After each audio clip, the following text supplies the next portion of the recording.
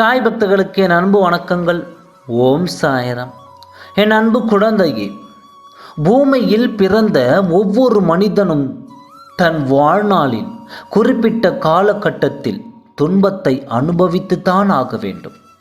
கஷ்டமே இல்லாதவர், துன்பமே இல்லாதவர் என்று எவருமே அடையாளம் காட்ட இயலாது. இவ்வளவு ஏன், தெய்வ பிறவிகளுக்கும் சோதனைகளை முறியடித்த பின்தான் மக்களால் போற்றப்படும் கடவுளாகின்றனர். இதில் யாரும் விதிவிலக்கு அல்ல.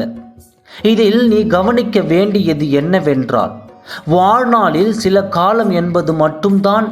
அந்த சில காலம் கஷ்டம் முடிந்து விட்டால் போதும், அதை நீ கடந்து விட்டால் போதும். நீ நினைப்பது நம் வாழ்க்கை இப்படியே போய்விடுமா, கடைசியில் துன்பம் மட்டும்தானா, எந்த மாற்றமும் இல்லை என்று நீயே முடிவு செய்து விடுகிறாய். உன் கஷ்டம் காலம் முடிந்து நல்ல காலம் ஆரம்பிக்க போகும். அந்த தருவாயில் நீ இப்படி மனம் உடைந்து இருப்பது நல்லது அல்ல.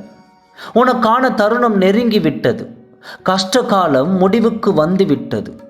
ஒருவருக்கு வரும் கஷ்டங்களை சிலர் மிகவும் எளிதாக கடந்து விடுவார். ஆனால் ஒரு சிலர் அதிலிருந்து மீண்டு வர முடியாமல் மிகுந்த சிரமத்திற்கு உள்ளாகுவார். காரணம் என்னவென்று தெரியுமா?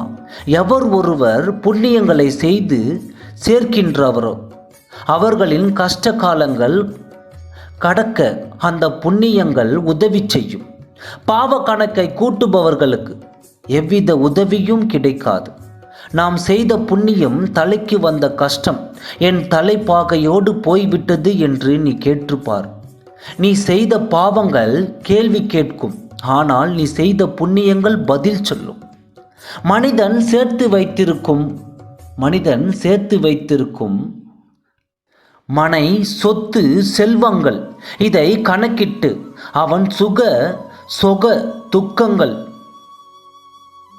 நிர்ணயிக்கப்படவில்லை. செய்த பாவ புண்ணியங்களை வைத்து மட்டுமே சுகசோக துக்கங்களை நிர்ணயிக்கப்படுகிறது. ஒருவர் துன்பப்படுவதற்கு அவரவர் செயல்கள்தான் காரணம். அதற்கு கடவுள் பொறுப்பல்ல. துன்பத்தின் தாக்கத்தை குறைக்க மட்டுமே தான் நான் அதற்கு உதவியாக துணை நிற்பேன். நான் யாரையும் தண்டிப்பதில்லை. அவரவர் செய்த வினைத்தான் தண்டிக்கும். தீதும் நன்றும் பிறர் தரவாரார்.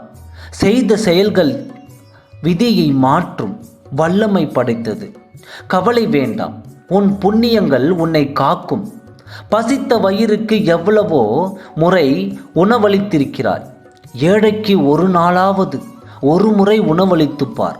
அதில் நிறைய சந்தோஷம் கிடைக்கும். நீ அறியாத செய்த செயல்கள் நான் உனக்கு கணக்கு வைத்துள்ளேன். இனி நீ அறிந்த பல புண்ணியங்களை செய். அது உன்னை காப்பாத்து அல்லாமல் உன் தலைமுறையை காக்கும்.